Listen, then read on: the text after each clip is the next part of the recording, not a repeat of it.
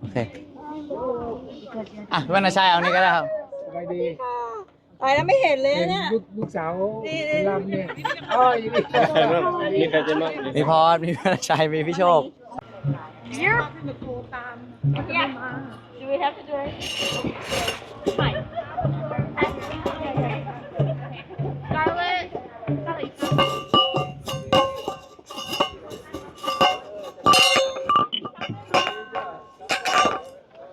มีใครถือฉิงมาอยู่ไหมฮะมีใครเห็นฉิงไหม แขวนไว้ที่คอหรือเปล่าไม่ใช่ อันนี้ชาบเดี๋ยววิ่งไปเอาฉิงแป๊บหนึ่งอย่าเพิ่งไปนะ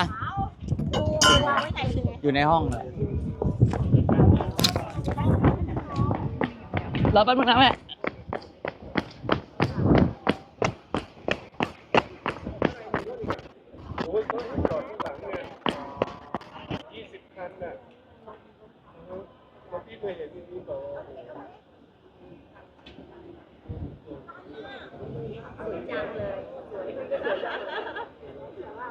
สุดๆสุดๆสวยด้วย